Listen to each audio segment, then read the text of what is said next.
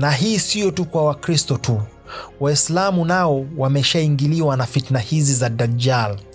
Nilielezea kwa kina kwenye video yangu ya Dajjal na Saudi Arabia, jinsi Dajjal alivyoingia na alivyoshika Saudi Arabia. Naomba nieleweke kwamba hii ni imani ambayo ilikuwepo kabla ya Nabii Isa kuja. Na huyu Mithra inasemekana mtoto wa Mungu wa jua, na baadhi researchers wengine wanasema kwamba alizaliwa kutoka kwa virgin, bikira, na kwa ufupi kabisa alikufa kwa ajili ya madhambi ya watu. Twende kwa logic. Bwana Yesu, Nabii Isa alayhi salam, hakuzaliwa kipindi cha baridi. Wachungaji wa mifugo walikuwa wanalisha wanyama wao nje. Huwezi ukafanya hivi kipindi cha baridi. Logic. Swali linakuja, ni nani huyu aliyezaliwa kipindi cha baridi? Nimesema mwende mkafanye research. Wana Fuse, shalom, Bwana asifiwe, assalamu alaikum. Natumai wazima. Tunaomba Mwenyezi Mungu awafanyiwe pesi wenye mitihani, na tunamshukuru kwa neema zake tunazozijua na tusizozijua. So hapa kati nimekutana na baadhi ya wafuatiliaji wa Fuse, wakaomba niongelee kuhusiana na sikukuu ambayo tumetoka kuipita. Kuna sintofahamu ya baadhi ya mambo kwenye tarehe 25 ambayo ndio inaaminika kwamba ni sikukuu ya Christmas. So cha kwanza katika hicho naomba nieleweshe, na nimeifanyia research kama kawaida. Wale baadhi ya viongozi ambao wamesema kwamba Waislamu wasile chakula cha Wakristo kwenye sikukuu, mimi kwa mtazamo wangu na elimu yangu ambayo Mungu amenijalia, sioni tatizo lolote kula chakula cha Kikristo. Kwa sababu gani? Kwanza, kula chakula cha Mkristo kula chakula cha Muislamu haimaanishi ndo mmoja amegeuka na kuingia kwenye dini ya mwingine. Na utaratibu wa Waislamu na Wakristo kula chakula cha mwenzio ni kitu cha kawaida. Kitu ambacho hakiruhusiwi, na naamini ni katika pande zote mbili, ni iwapo Muislamu atakuwa na itikadi ya kuamini kwamba Nabii Isa amezaliwa tarehe 25.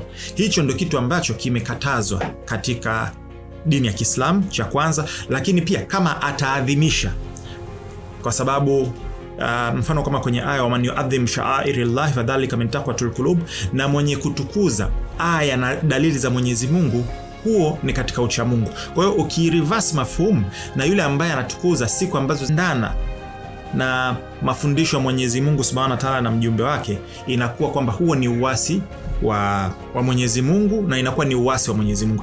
Ama chakula ambacho ndugu yako Mkristo, jirani, mfanyakazi mwenzio, mshikaji amekukaribisha kama chakula, no strings attached, siamini kama kuna tatizo. Sijui wale ambao wanasema hivyo uelewa wao ukoje, ila sisi ni watu ambao tumeshirikiana, kwa sababu ukishafungua hiyo unafungua Pandora's box. Je, tukikuta basi la ndugu yetu Mkristo imeandikwa Yesu ni mtoto wa Mungu, au Yesu ni mwana wa Mungu, au Yesu ni Mungu, ina maana usiipande ile? Je, ukienda katika sehemu ambayo ni sehemu ya biashara, alafu kute kuna maneno let's say uhubiri, na wanahubiri hivyo, na usiingie au uache kuongea naye au uache kushirikiana naye, inafungua Pandora's box.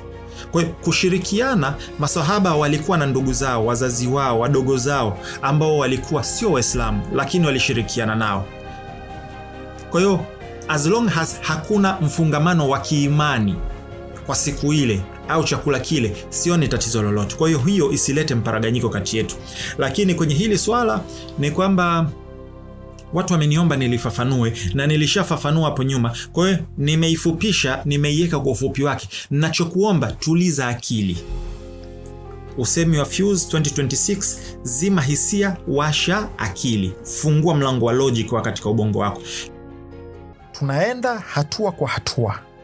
325 325 AD ndio Roman Catholic wakaichukua Injili na mafundisho ya Bwana Isa alayhisalam, Bwana Yesu, wakaifanya na wakaiadapt kwenye kanisa la Roman Catholic. Kwa hiyo Roman Catholic lilikuwepo kabla ya kushuka kwa Biblia. Roman Catholic ilikuwepo kabla ya Nabii Isa, Bwana Yesu alayhisalam, kushuka. Miaka 300 baadaye ndo wakaiadapt.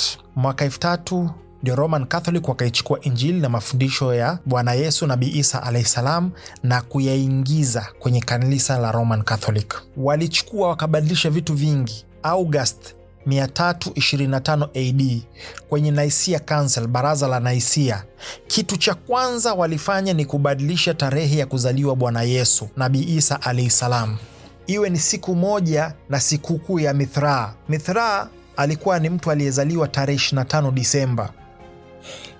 Siku zote ni utamaduni wa DJ Smart hapa Fuse kuja na ushahidi, facts na ushuhuda na kuwekea hii site. Kama kweli unataka kujua undani na ukweli wa wasomi kuhusiana na Christmas na asili yake na Mithraa na Mithraism, ambayo ni dini ya kipagani ambayo ilianzia Iran ikaenda all the way mpaka Roman na kwengine, na kuwekea hii hapa site na kuwekea vitabu vya wasomi, nenda ukasome.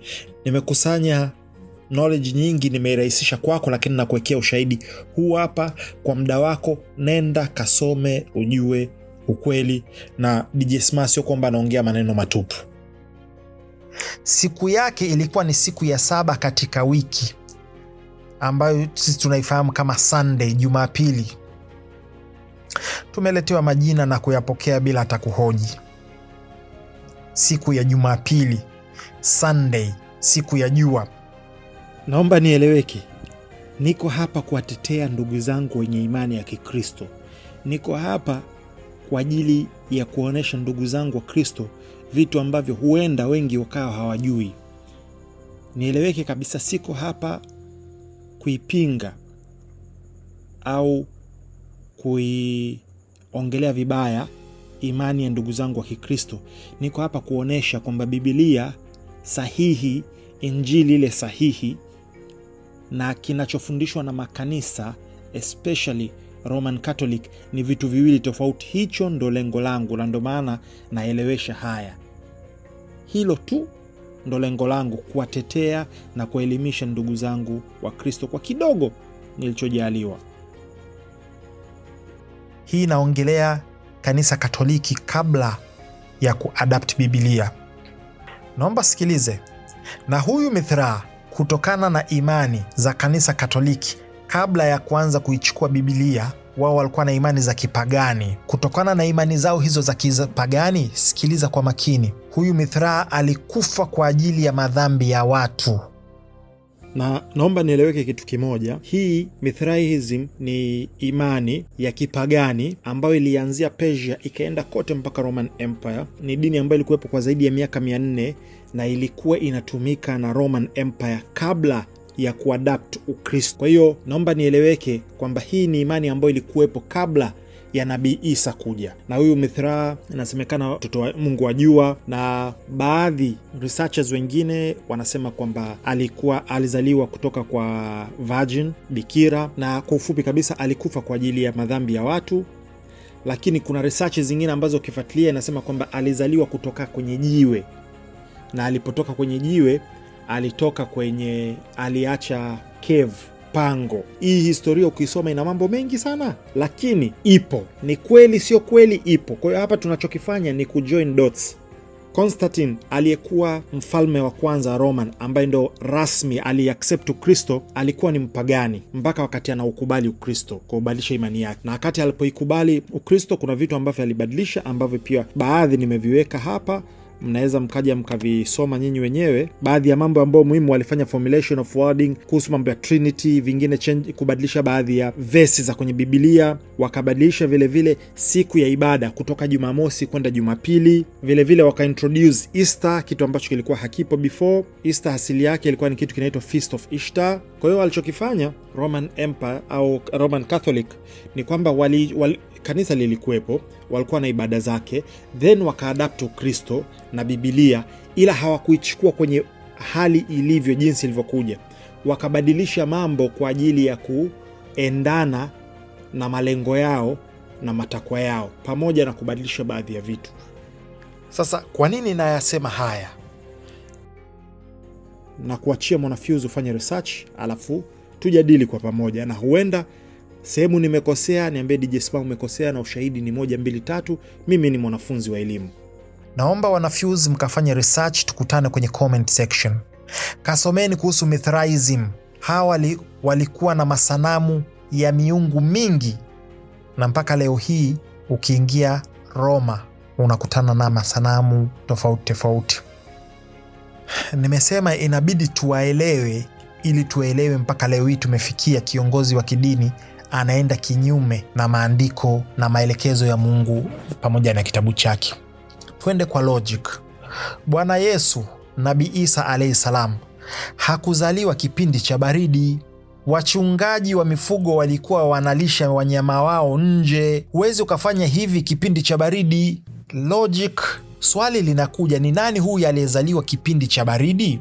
Nimesema mwende mkafanye research, ila mi nakupeni breadcrumbs, miongozo. Vatican, ukiangalia michoro ya Michelangelo ya mtu aliyezaliwa Disemba 25, utakuta ana sifa ya kuwa mtu mkubwa mwenye ndevu nyeupe na ana bonge la mwili. Sasa naomba mkafanye research, ingia kamtafute Michelangelo, katafute kazi yake aliyoifanya Vatican, katafute nani alimwalika aende akafanye nini. Sasa kwa ufupi, tarehe 25 ilikuwa ni sikukuu ya Mungu wa jua, ilikuwa ni sikukuu ya kipagani, ilikuwa ni siku ya sherehe na ufuska na kulewa na machafu mengine mengi, kupelekea kanisa la Uingereza kuipiga marufuku mpaka kufikia 1647. Ilikuwa ni marufuku kusherehekea Christmas kwa sababu Church of England waliona ni sikukuu ya kipagani. Kanisa la Uingereza lilikuwa linajulikana kama purist kwa kipindi hicho, kwa zama hizo, kwamba wao walikuwa wanaifuata Biblia kama ilivyo. Soma haya makala. Kanisa la Uingereza lilikuwa linapinga kanisa la Roman kwa kujumuisha sherehe za kipagani kwenye mambo ya kanisa la Katoliki. Tuisikilize jarida la Times na nukuu: kinyume na imani maarufu, Biblia haitaji tarehe hususan ya kuzaliwa Yesu. Kwa kweli, wanahistoria wengi wanaamini kwamba labda alizaliwa katika majira ya kuchipukia. Hiyo ni spring, majira ya kuchipukia, sio majira ya baridi kali mpaka kuna shuka snow. Naendelea kunukuu. Kwa hiyo maelezo ya Biblia kuhusu wachungaji wanaochunga wanyama yana contradict maelezo ya kuzaliwa Yesu tarehe 25 kipindi cha baridi. Naendelea kunukuu jarida la Times. Sikiliza. Lakini katika karne ya 4 kanisa Katoliki lilipoamua kutambua kuzaliwa kwa Yesu kuwa sikukuu rasmi, Papa Julius wa kwanza alichagua Disemba 25 kwa ajili ya sikukuu ya kuzaliwa kwa Yesu. Kwa hiyo aliyechagua tarehe 25 iwe ni sikukuu ya kuzaliwa kwa Yesu ni Papa Julius wa kwanza, sio Biblia wala sio historia sahihi. Naendelea kunukuu jarida la Times kwamba tarehe hiyo ilipatana na sikukuu ya kipagani iliyoitwa Saturnalia. Anamalizia, lazima ilikuwa ni bahati mbaya tu. Kwa hiyo mpaka hapa tunaendelea kujoin dots hatua kwa hatua. Kwanza tumegundua kwamba Roman Catholic Church ilikuwepo miaka 300 kabla ya ujio wa Bwana Yesu au Nabii Isa alayhi salam, na baada yake takriban miaka 200, kama nimekosea nielekezeni, ndio wakaiadapt Biblia na mafundisho yake kuwa ndo dini rasmi. Lakini kabla ya hapo walikuwa wanaabudu ibada ya kipagani. Cha pili, kwamba kanisa Katoliki na Biblia na Bwana Yesu ni vitu viwili tofauti, ni vitu ambavyo vilikuja vikajumuishwa pamoja. Tukishaelewa sasa, tunaendelea kwenye hatua nyingine. Tusha establish kwamba kanisa na Biblia ni vitu viwili tofauti. Iwapo kiongozi wa dini anaenda kinyume na dini, ni nini kinachoendelea? Iwapo binadamu anaenda kinyume na maamrisho ya Muumba wa mbingu na ardhi, ni nini kinachoendelea? Jibu lako liko very simple. Jibu liko wazi na liko mbele ya macho yetu. Swali la msingi linakuja kwetu sisi. Je, tuna imani ya kufata kilicho sahihi? Je, tuna ujasiri wa kufata ukweli hata kama unaendana kinyume na utamaduni wetu na unabomoa mazoea yetu? Bwana Yesu, Nabii Isa alayhi salam na Bwana Mtume Muhammad sallallahu alaihi wasallam walishatupa majibu, kwa sababu walijua tutafika hapa na walitutahadharisha na wakatupa mwongozo.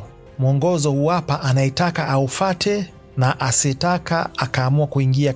Wenye macho lakini hawaoni, wenye masikio lakini hawasikii.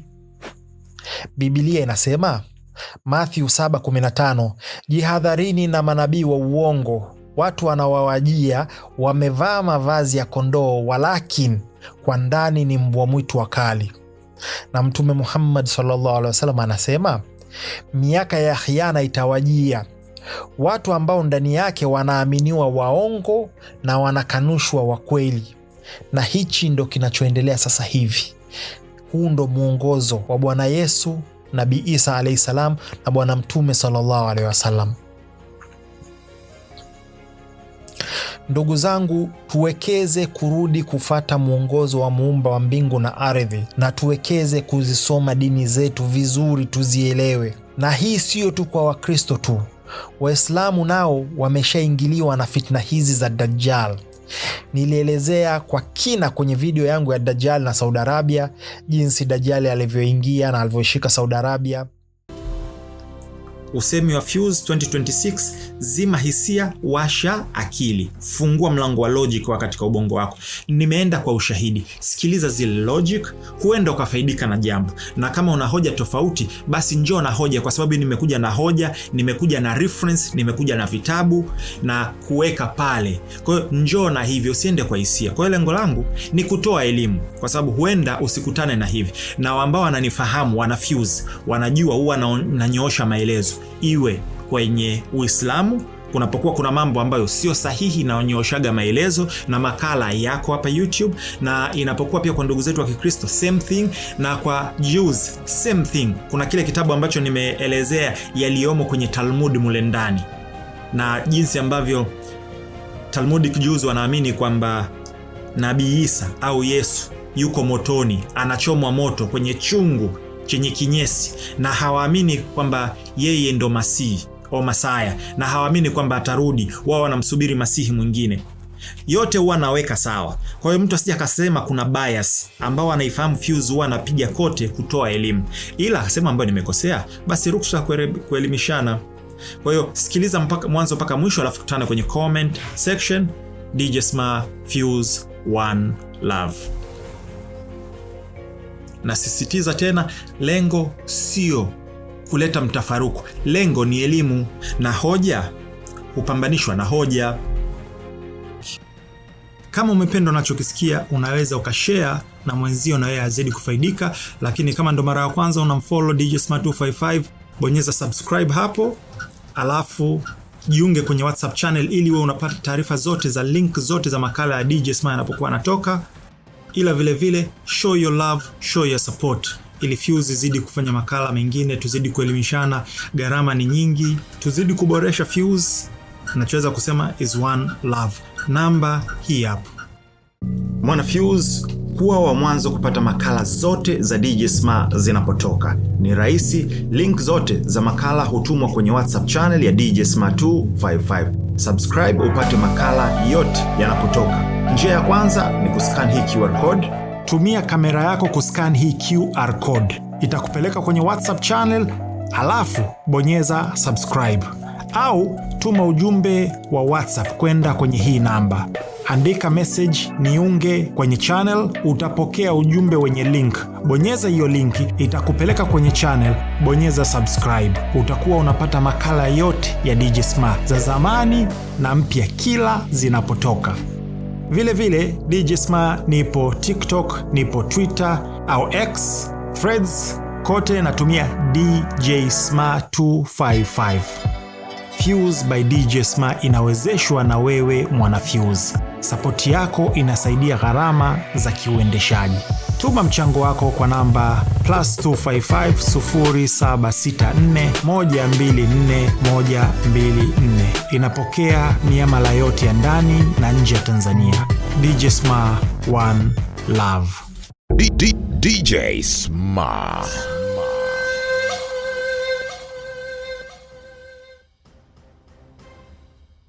Ila kuna kitu ambacho ningependa tufahamu. Video hii imelenga kwa madhumuni ya kielimu na kuhamasisha fikra za kina. Tunakuza majadiliano ya wazi, lakini wafuatiliaji wote ninatarajia kushiriki kwa heshima. Tafadhali epuka maneno ya chuki, ubaguzi, mashambulizi binafsi au aina yoyote ya vurugu. Tuchangie katika kuunda mazingira salama ya kujifunza na majadiliano yenye tija. Disclaimer: this video is intended for educational purpose and to encourage critical thinking. We promote open discussions, but all viewers are expected to engage respectfully. Please avoid hate speech, discrimination, personal attacks, or any form of violence. Let's create a safe space for learning and constructive dialogue.